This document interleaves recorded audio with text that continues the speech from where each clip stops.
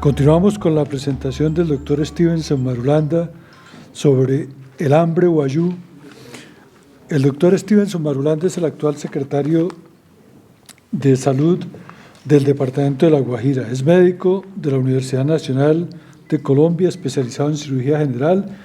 Es profesor de la Universidad Nacional y actualmente se desempeña como secretario de Salud, y el tema que va a presentar tiene que ver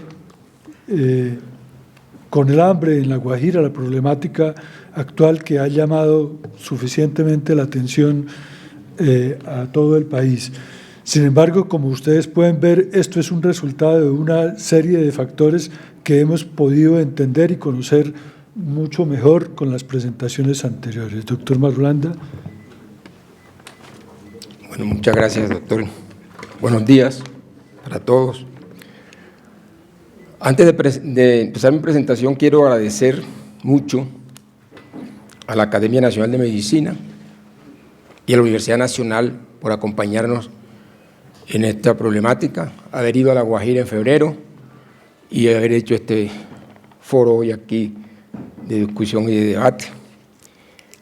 Agradecer especialmente al profesor Mario Hernández, al profesor Germán Gamarra, darles una excusa del señor gobernador de La Guajira, encargado, Jorge Enrique Vélez, porque no pudo venir, porque apenas está haciendo el empalme y, bueno, conociendo toda esta problemática. Un saludo y un agradecimiento muy especial al profesor Patiño, mi mentor de siempre. Una bienvenida al doctor Antonio Álvarez Lleras, secretario ejecutivo del partido Cambio Radical, que nos está acompañando hoy. Saludar también a la Procuradora de Infancia y Adolescencia, doctora Ilva Hoyos, que nos ha acompañado permanentemente, ha ido mucho a La Guajira y está pendiente de los niños de allá. Y es muy bueno, de verdad, que esté hoy aquí, porque este tema realmente lo amerita. Agradecer la presencia también al presidente de la Asamblea de La Guajira, que está aquí con nosotros, el doctor Hiller Pinto. Importante que los tomadores de decisiones del departamento también estemos aquí hoy dándole la cara a este problema de esta manera. A Miguel Ángel Pulido, que es un asesor ad hoc que nos mandó el ministro para diseñar el modelo de atención especial para La Guajira, que se llama MIAS, teniendo en cuenta toda esta problemática. A la prensa en general, que nos están acompañando, a mis amigos de Fonseca, que aquí los veo también muy juiciosos, y ojalá que construyan con nosotros. El doctor Guerrero, bueno, y a todas las personas, a veces es odioso no nombrar a todo. Bueno, entremos en materia. Yo quise llamar a esta conferencia que el hambre no es un tema médico, esto es un asunto político. ¿Y por qué? Dice Rudolf Virchow, dice eso. Ya esto no es un tema de nosotros, esto no es de fonendoscopio. Hay que buscar una medicina grande, una medicina de gran escala, y esa es la política. Cuando el hambre ingresa a la UCI, desapareció el Estado de Derecho. No es posible que vayan los niños a morirse de hambre a una UCI. Eso no sucede, perdón, en Noruega, en Suecia, en Finlandia, que vayan los niños a morirse de hambre a una UCI y le vayan a preguntar al secretario de Salud que yo qué estoy haciendo para eso. Eso es falla del Estado. Voy a empezar con este libro, se lo recomiendo. Martín Caparrós, él es de Buenos Aires. Él dice cosas interesantes, muy interesantes, porque el hambre es un problema mundial. La Guajira no es el problema. Y es un libro incómodo, como esta conferencia. Para mí de verdad que es incómoda. Y es apasionada, es duro. Pero es cierto. Es un tema cierto, pesado. Denuncia y es una vergüenza para nosotros como colombianos. Doctora Eva, qué encanto verla aquí. Es una vergüenza nacional, no de los guajiros solamente, del Estado colombiano. Se la trasladaron la publicaron en alemán también. En la India se mueren 2 millones de niños de menos de 5 años y 1 millón por causa relacionada con el hambre. Mucha gente se muere de hambre en el mundo. Y las causas son parecidas a las de aquí, no son diferentes, no son distintas. Porque comida hay, dice Amartya Sen, lo que no hay es plata para comprarla. El mundo produce suficiente plata y aquí también se produce suficiente comida. Miren, la India es el 10º país más rico del mundo, pero el primero en la cantidad de desnutridos. 220 millones de desnutridos. La mitad de niños indios pasan hambre y no quieren tampoco medicalizar el problema, porque aquí en Colombia están medicalizando el problema del hambre. Eso no es un tema médico. El Estado no debería permitir y debería prevenirla, dicen los indios. Y allí en la India también tienen un subsidio para los más pobres, tienen PAE también. Y algo parecido al ICBF. Pero aún así, se siguen muriendo. Reconocen que hay mucha corrupción. Claro, aquí también hay mucha corrupción, ¿quién dice que no? En Colombia entera hay corrupción. Yo creo que la corrupción está en el genoma, porque es mundial. Pero dicen que no todo es delito, en La Guajira no todo es delito. También hay otras ineficiencias que aquí ya se dijeron. Un ministro de Estado indio dijo solemnemente que era una vergüenza. Y aquí tenemos que reconocerlo, no nos debe dar pena, es una vergüenza nacional. Si yo soy de La Guajira y usted es de Bogotá, tenemos que sentir lo mismo. Lo que pasa es que unos lo estamos enfrentando y otros no. Esa es la diferencia. Hay más de 8 millones de desnutridos agudos, o sea que se están muriendo de hambre. Este tipo viajó por todo el mundo para entender este problema. Y es una historia de historias mínimas como la de los indígenas que se nos mueven a nosotros, pero hacen el tema grande. ¿Será un fracaso de la civilización? Es que pasan hambre más de 1.000 millones de personas en el mundo, hambre. En el mundo, es que no, cada segundo se están muriendo. Es el orden mundial, es el genoma humano. La pereza se da, que dicen que los costeños somos perezosos. ¿Será que somos muy perezosos los costeños y los guajiros más? ¿O muy parranderos? ¿O qué es lo que pasa allá? No sé. O negocios, sí, negocios, hay muchos. O lo vamos a solucionar. Decía el reverendo Tomás Malthus, acuérdense, que en el mundo de los vegetales y los animales, la ley natural actúa arruinando las semillas y sembrando enfermedad y muerte prematura. En el hombre actúa por medio de la miseria. La miseria es el máximo determinante social que llaman ahora, es la miseria. Y esas indígenas que nombró Mauricio, todos viven en la miseria. O sea que es el determinante social. Si quieren acabar con este problema, que los niños no vayan a UCI, pues tienen que acabar con la miseria. Por corrupción, pues acabe la corrupción. Por militarismo, pues acabe el militarismo. Por mercado, pues acabe. Por falla del mercado, pero resuélvalo, porque para eso es el Estado. Para eso es un Estado. El reverendo Malthus tenía algunos excesos. Él quería emparejar la población con la producción, pero de una manera no tan santa.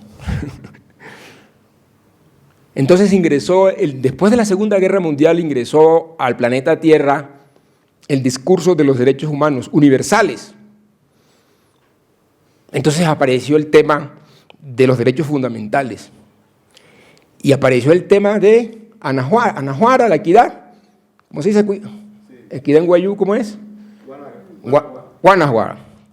Miren, a los guajiros también, equidad, la igualdad, los determinantes sociales, el empleo digno, el mínimo vital, quedaron consignados en todas las constituciones. Atención primaria en salud. Y entonces aparecieron los pactos, las convenciones, las declaraciones, conferencias, asambleas, comisiones, las cortes. Y resulta que los guayú iban ahí como desapercibidos y hay que aplicarle esto. hay que aplicarle esto. Entonces la equidad a mí me enseñó mi papá, que era ayudar al que más lo necesita. Sin estudiar, sin llegar aquí a la universidad, eso fue lo que yo aprendí. Si uno es más bajito, pues le ponen más cajones. ¿Verdad? Y eso es todo lo que vamos a mirar. Eso es todo. Pero no le quiten los cajones, no le quiten la regalía, por ejemplo. Porque no ve después el espectáculo del mundo, no lo ve. El tema es de equidad. El tema es de equidad regional. El discurso de los derechos humanos entra en Colombia con fuerza. Constitución del 91, derechos fundamentales, Ley 100, equidad, universalidad, Plan Decenal de Salud Pública, equidad en salud, afectar positivamente los determinantes sociales, la ley estatutaria, derecho fundamental, la salud. Vamos avanzando en derechos garantistas. Eso es África. Eso es África. Los burros son iguales en todas partes. Pero eso parece la Guajira. Eso parece la Guajira. Una de esas asambleas, la 62 de Naciones Unidas, dijo reducir las iniquidades sanitarias actuando sobre los determinantes sociales. Si en la Guajira quieren resolver el problema de que los niños no se mueran en UCI, de verdad, insisto en eso, de hambre, tienen que atacar la miseria extrema. Si no, no va a ser posible, no va a ser posible. Me da mucha pena, no va a ser posible. Esa fue la última declaración de la Agenda 2030 para los Objetivos del Desarrollo Sostenible. Promesa mundial de erradicar la pobreza extrema con la búsqueda de sociedades más equitativas. Entonces, fin de la pobreza. Imagínense, cero hambre. Salud y bien. Pensemos en la Guajira, en lo que acaba de decir Mauricio, y apliquemos esos 17 cosas. Fin de la pobreza no va a ser posible. Cero hambre, difícil. Salud y bienestar, difícil. Educación de calidad, yo no me imagino. Igualdad de género. Agua limpia y saneamiento. Energía, ya no hay energía. Viven sobre la tierra de forma primitiva. Y no se sabe cuántos son, allá metido en lontananza, como mostraron en ese mapa. Trabajo decente, no, ya no hay trabajo. Industria, reducción de las desigualdades, ciudades, no hay ciudades. Producción, consumo, acción por el clima, bueno, vidas, ya eso serían ñapas, vida submarina, vida de ecosistema, paz, justicia, eso ya no es posible. No, es muy difícil. La mortalidad materna en la Guajira es esa. Y esos indicadores no van a bajar. Ay, me da pena con ustedes decirle así. No van a bajar haciendo resoluciones en la super. No, Eva, no van a bajar haciendo resoluciones. Hacen una, no sirve, hacen otra. Hacen un decreto, entonces hacen otro. No, así no es. No es posible si no se atacan las causas de las causas. Allá no hay un banco de sangre, por ejemplo. Es lo que hay un desorden total. Entonces, eso no es posible si no nos volvemos serios. Y yo soy el secretario de Salud, y yo tengo estas preocupaciones, y yo recibí esto. Y cuánto agradezco que estén aquí hoy oyéndonos. La mortalidad infantil es un tema muy trillado, muy crónico. Y a mí me entrevistan todos los días en los noticieros y yo no hay qué decir, porque yo digo lo mismo. ¿Qué más quiere que diga? ¿Qué más puedo decir? Sí se murió, sí se murió. Y se van a seguir muriendo, les digo. Si no civilizan a esa gente, los metemos a la civilización. Que tengan ciudades, bueno, que tengan pueblos, que tengan como vive uno. Aquí se va el agua un día y vuelve un escándalo. El ministro está muy preocupado y tiene buenas intenciones con esos indicadores. Y yo sé que es un hombre de buena fe, lástima que no haya venido, pues que me acaba de escribir, que está por Medellín, pero yo le dije que Miguel Ángel estaba aquí y que tú le contabas. Ese es el nuevo modelo que van a implementar. Se llama modelo integral de atención en salud. Pero miren los determinantes sociales. Si no arreglan ese problemita, eso de arriba va a fracasar. Una vez en una conferencia le preguntaron a Mary Barragán, una asesora del ministerio que estaba presentando el MIAS, que si eso no iba a otro discurso, que eso no iba a servir para nada, y ella dijo que no.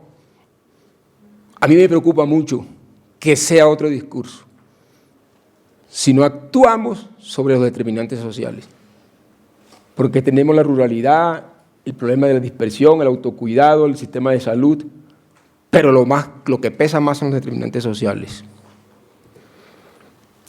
El ministerio, muy preocupado, diseñó una estrategia que se llama Pase a la Equidad, que es fortalecer las capacidades de nosotros en el territorio para que podamos hacer unos planes territoriales de salud bien hechos.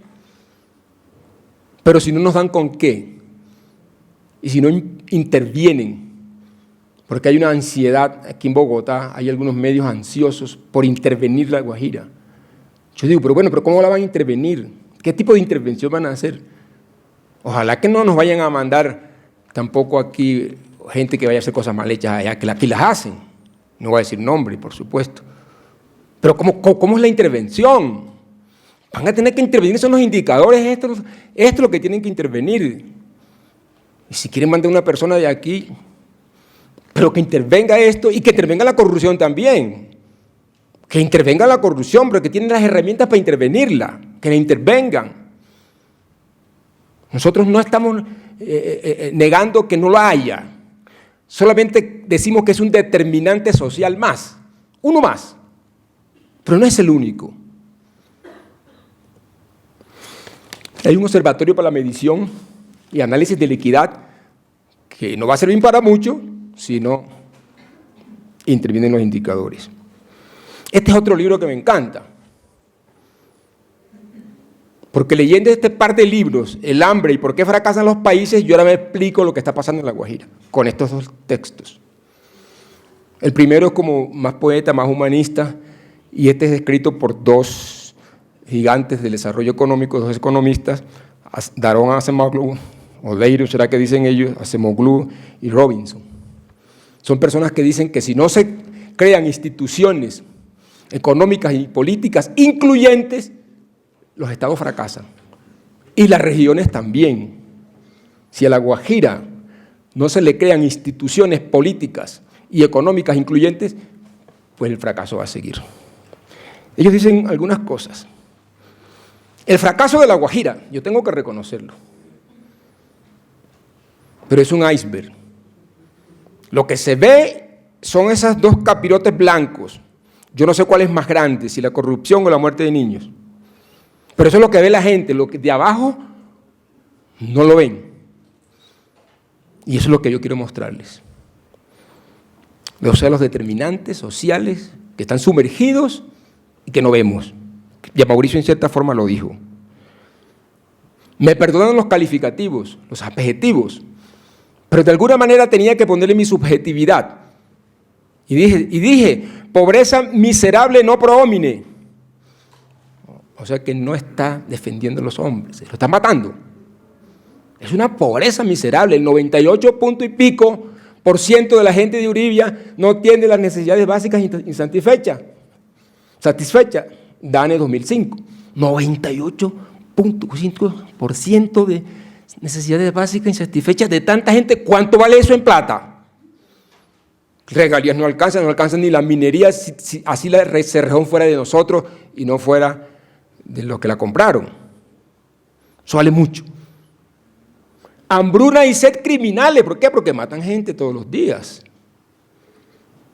Capacidad instalada menesterosa, allá no hay capacidad instalada, como aquí en Bogotá, aquí somos doctores casi todos. Allá, afortunadamente yo soy cirujano, pero aquí todos somos educados, todos. De bachiller para arriba estamos lejos ya. ¿Y allá qué? Un analfabetismo cruel, dispersión que ya le mostró Mauricio, la infraestructura miserable, no hay mercado laboral, allá es puro ocio, economía de asistencia, hay que darle, de supervivencia. Aquí tenemos trabajo, es fábrica, empleo, hay hasta discotecas y bares y otras cosas, allá no hay nada. La vivienda es miserable, la vieron, no hay electricidad. Y así cómo se vive. Sigamos el fracaso de La Guajira, un ocio brutal, un sistema de salud crítico. ¿Por qué es crítico? No son 27 PS, Mauricio, son 17, pero son muchas. Y a la supersalud, Eva, quiero que se lo diga el doctor Norman, nos prometió que iba a sacar de allá 12 o 15, iba a dejar 2 o 3. Y eso tiene que ser un pacto de honor, ¿verdad? Nosotros los guajiros le vamos a agradecer mucho que nos ayude a organizar eso, porque nosotros estamos intentando organizar el tema de La Guajira, sobre todo el tema que compete de la salud. El desierto es inhumano, el calor infernal, un estado olvidadizo, un mercado apático. Mire, la multiparidad es incesante.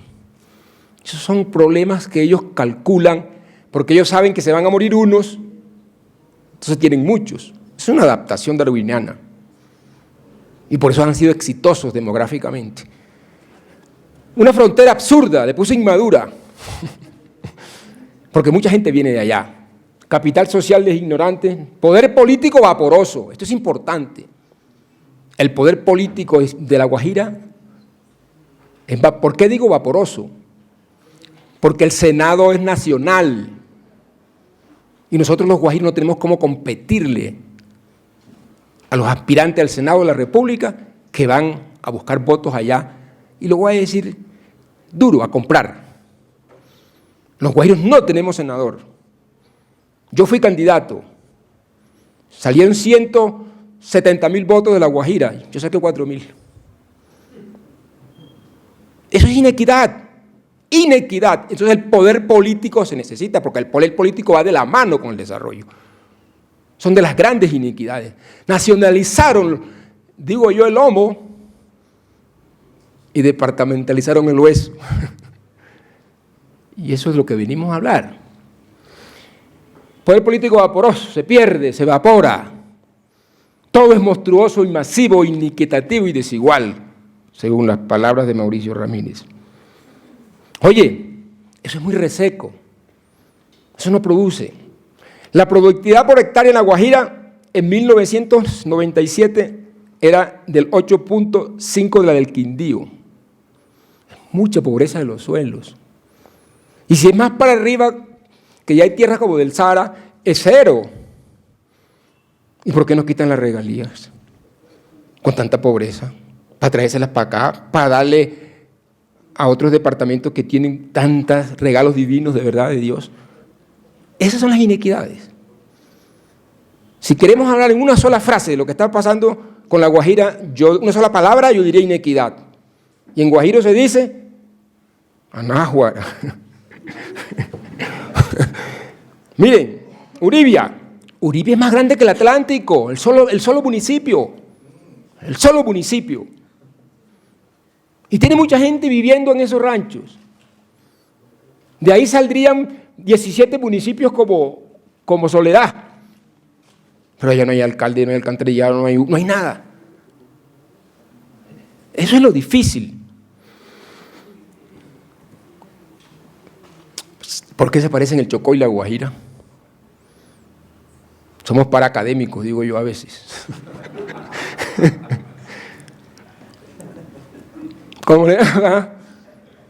Históricamente sucedió eso, escasa presencia del Estado, medios ambientes extremos, allá es muy húmedo y nosotros muy resecos, y hubo fuerte presencia étnicas, allá más negros que nosotros más indios, hablemos por su nombre, negros y indios somos. Dice el doctor Adolfo Meisel Roca, en ese trabajo muy bueno, que el doctor Amílcar nos va a hablar enseguida del tema que sigue, que es que está acá. Eso hay que analizarlo, ¿verdad? Porque eso no es caído así como del cielo. Y sigue esto. Para entender el África negra, porque se parece a La Guajira, nos parece muy al Chocó. Este tratadista dice que es un historiador francés. Dice, para entender el África negra, la geografía es más importante que la historia. El contexto geográfico no es todo lo que importa, pero es lo más significativo. Pero dice entender, entender. Eso es África. Miren los chivos, también son igualitos los de La Guajira. Miren el suelo marrón, igualitos los de La Guajira. Y nos parecemos. Entonces, grábense esto, entender el contexto geográfico. A mí me da pena con ustedes, pero yo lo que trato de examinar es que hay ese apartamiento, esa segregación. Y dice Acemoglu antes, y Robinson en el 2001, antes de escribir este libro, que la calidad de las instituciones políticas y económicas son determinadas por el tamaño relativo del grupo colonizador. Mientras más pequeño, más excluyente. En La Guajira casi no llegaron blancos. Poquitos. Y en el Chocó tampoco. ¿Por qué no llegaron blancos al Chocó? Porque era un clima insano. Se fueron a vivir a Popayán. El 2% de la población de Quito era blanca. Pero eran los ambos de los esclavos. En La Guajira pasa algo parecido. Eso pesa mucho en la historia. Eso pesa. Porque los europeos pues tenían el monopolio del poder, el dinero, y lo que tenían era una ralea, una partida, como dice uno, una partida de indios y de negros esclavos, y eso hasta ahora está así, porque la pobreza es la enfermedad más dominante, genéticamente hablando. Entonces, estos dos señores dicen, ni la situación geográfica, ni las enfermedades, ni la cultura explican por qué algunos países son ricos y otros pobres. La riqueza o la pobreza depende de las instituciones y la política. Habla de instituciones económicas y políticas, que sean incluyentes. El francés decía para entender, sí se puede entender que el territorio es desértico, este es para explicar, porque en el mundo moderno ya esto no se justifica. En el mundo moderno, si hablamos de equidad y de estados y de naciones, no se justifica que sucedan este tipo de cosas que hoy están sucediendo. Entonces dice, este señor, es la política, idiota. Es la política. De forma sencilla pero convincente explican estos dos la razón por la que tantos países no consiguen desarrollarse. Así son las regiones. Así estamos nosotros en La Guajira. No podemos desarrollarnos porque hay problemas de inequidad. Desde el absolutismo de los Estuardo al periodo prebélico del sur, de Sierra Leona a Colombia, dice él, este trabajo magistral cuenta cómo las élites poderosas manipulan las reglas para beneficiarse en detrimento de la mayoría. Eso está pasando. Hablemos de esta resolución, porque a mí me preocupa. Y me preocupan más resoluciones de los entes de control, los que nos vigilan, Supersalud, Contraloría, Defensoría, Procuraduría. Yo me preocupo. Saqué esta, de la Defensoría del Pueblo, resolución defensorial 065-2014, muertes evitables, la puse entre comillas. Y dice, séptimo, en el departamento de La Guajira se vienen presentando muertes evitables, aquellas que se producen por falta de prevención o tratamiento del sistema de salud de niños y niñas, en su mayoría indígenas, por su desnutrición severa grado 3 tipo marasmo o kwashiorkor. Mire, ese niño, está en cuidado intensivo porque llegó con esa neumonía. Aquí hay muchos que somos médicos. Esa neumonía es fatal, esa neumonía ya no es evitable. Cuando ese niño llegó fue a morirse. Ese niño ya la muerte no se puede evitar en el sistema de salud. Entró al sistema de salud a morirse. No es una muerte evitable en el sistema de salud. Es una muerte evitable fuera del sistema, antes de que llegue a UCI. Porque dice aquí, por falta de prevención o tratamiento del sistema de salud.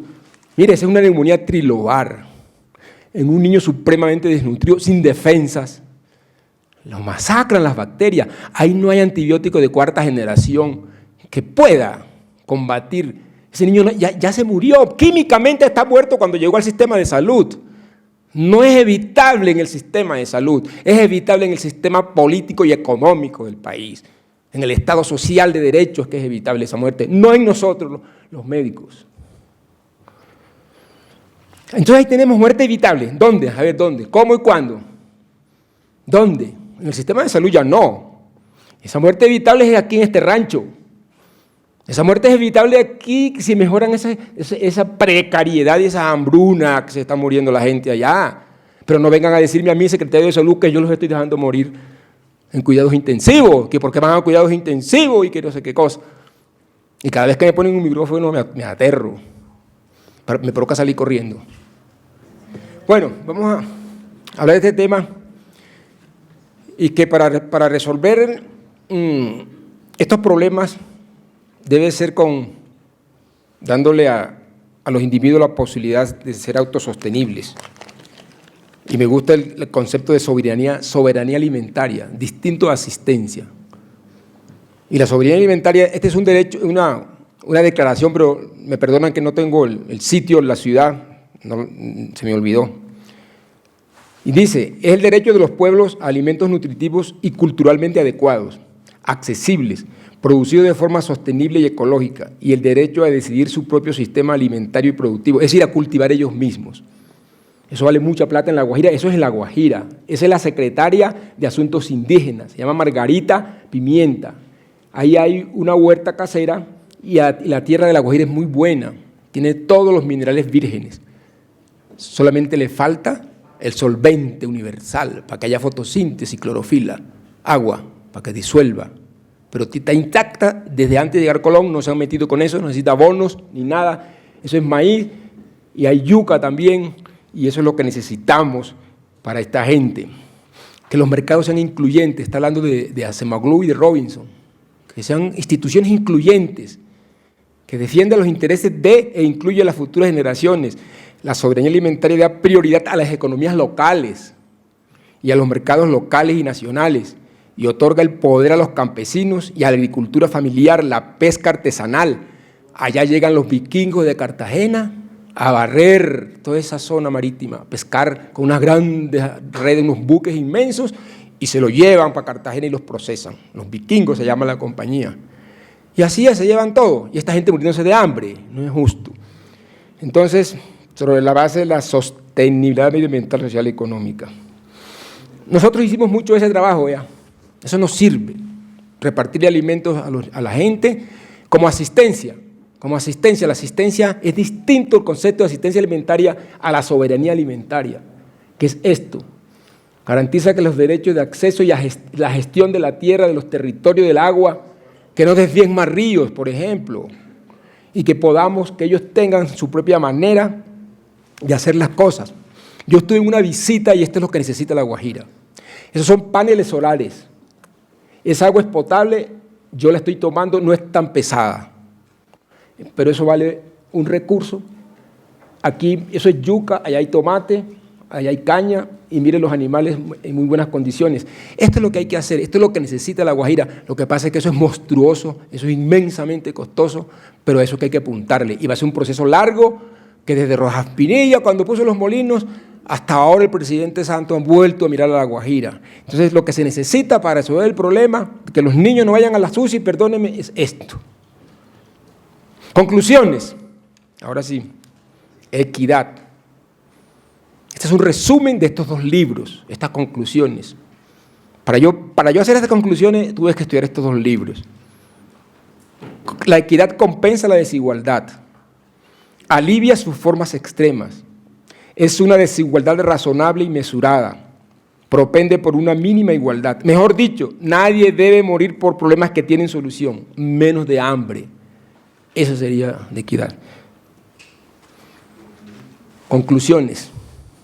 La corrupción sola no explica el fracaso de La Guajira. De ninguna manera. De ninguna manera. El fracaso de La Guajira también es un tema de inequidad regional. La nacionalización de las regalías y del poder político son inequitativos. La departamentalización de la miseria, del hambre, de la sed y de la educación son inequitativos. La Guajira tiene una universidad que va a ser cerrada. Tenemos 14.000 estudiantes pobres y no hay cómo pagarle la matrícula, que se las paga el departamento, porque la universidad recibe esos recursos de las regalías que las trajeron inequitativamente para repartirse a los otros departamentos que tienen más que nosotros y tienen más talento humano, tienen más capacidad social, capital social y tienen más de todo. Y eso no es justo. Se trajeron las regalías con la excusa de que éramos corruptos. Pues corrijan la corrupción, pero no nos quiten lo poco que hay allá, que están dejando los huecos y la miseria.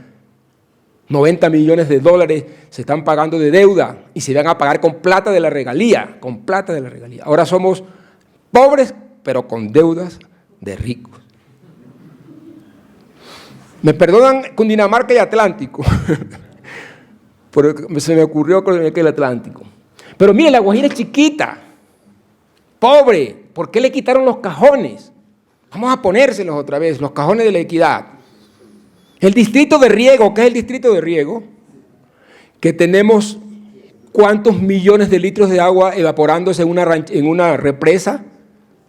¿Por qué no se cogió esa plata de la regalía y se hizo la tubería para ponerle agua para que los indígenas no se murieran de sed? ¿Por qué no se hizo eso? No, porque dijeron que éramos corruptos y teníamos que traer las regalías para acá, para distribuirlo con unos OCAT, para distribuirlos con unos proyectos de investigación. Vamos a punta de proyectos de investigación a disminuir todo este problema. Hay que pasarlo por conciencia, por OCAT, por no sé qué cosa. Y allá en La Guajira nos van a convertir de contrabandistas en investigadores. Y vamos a resolver temas, hipótesis de temas tan complejos de la miseria con proyectos de investigación. Déjenle eso a Harvard. Nosotros no vamos a salir de la miseria investigando si nos estamos muriendo de hambre. Hay que revisar eso, doctor Patiño, todas estas leyes de regalías, de proyectos de investigación. Tienen que nacionalizar la pobreza también y nacionalizar la política. Las regalías tienen que volverlas a ser departamentales, el poder político, la Universidad de La Guajira necesita de esos recursos. Si no, no hay ninguna posibilidad. Se fue Ivonne, la de FECOLSOC, que le tenía esa foto. Estuvimos allá trabajando con las sociedades científicas, pero no está. Bueno, de todas maneras, vuelvo a darles las gracias por este espaldarazo que nos dan. De verdad, muchísimas gracias.